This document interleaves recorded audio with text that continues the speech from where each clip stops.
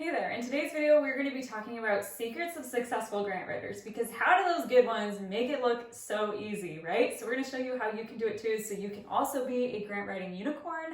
And we're going to be running through basically the 4 secrets that we see bubbling to the top as being very common themes among absolute grant writing unicorns. Okay, let's hit it.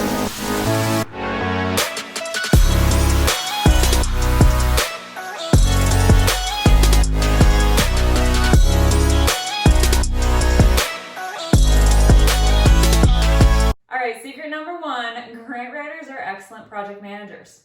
They're organized, they know how to manage people, they're very committed to having a process, right? Like they're keen on, for instance, we teach and really emphasizing grant writing from start to funded. Before you even sit everybody down and you're having a kickoff for the grant application, you're going to be doing a whole lot of prep work that's all project management, setting yourself up for success, reading the funding guidelines, putting together a task list so you've got your arms all the way around an application, right? Putting together a schedule so you know what's due when with a lot of micro deadlines and who is responsible. Putting together a successful or a kickoff meeting agenda, being very intentional about what's included in that, right? So there's a lot of process in place so that when you do bring people in, they're like, wow, they really got it together, right? And that you're an excellent project manager. So that's secret number 1. They're very committed to understanding how to be a good leader as a project manager. Tip number 2, fake it till you make it. And if you're thinking, did she just say that? Yes, I did. Everybody I know that's a really good grant writer, they'll tell you that this is how they felt. They felt so much imposter syndrome. They felt really unqualified, right? And the way that you mitigate this is you roll with it and you figure it out, because everything is figure outable, okay?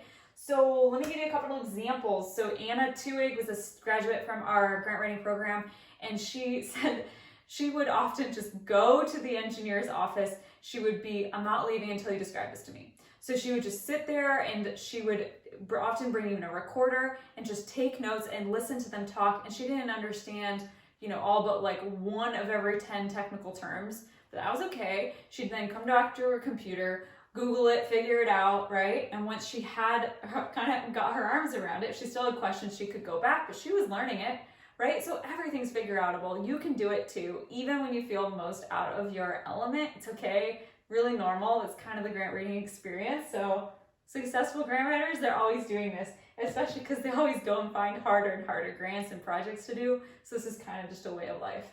Okay. Secret number 3, successful grant writers are lifelong learners. So even if they're advanced or they're in an intermediate stage, like they're always seeking new ways to kind of hone their craft and become better at it. And they're committed to lifelong learning, whether that's reading books or going, taking an online course, right? Like they're doing things to always invest in themselves and become better and better and better at what they do. Okay, secret number 4 is that they think for themselves.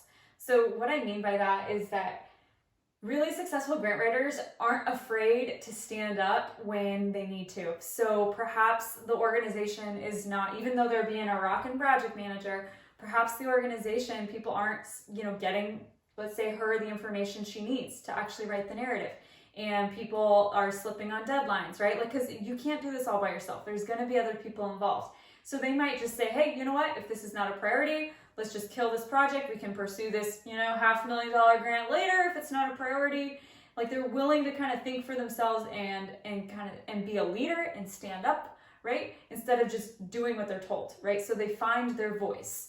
I'll give another example. I did a water treatment plant grant, or didn't, I should say, in Washington. And it seemed like a competitive project, but once I actually got into the thick of it, I realized, wait a minute.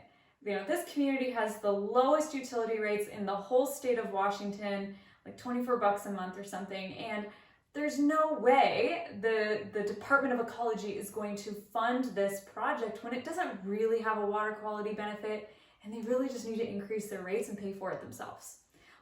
So I had to think independently and really process that decision. And it was hard as a newbie grant writer as well to bring that and say, I don't think it makes sense to do this.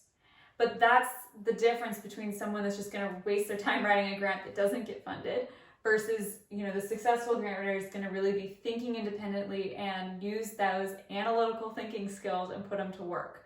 So there are 4 successful traits that we see very common among our best, grant writing unicorns. Curious what you think of, like post in the comments below if there's some traits that you feel like we've missed.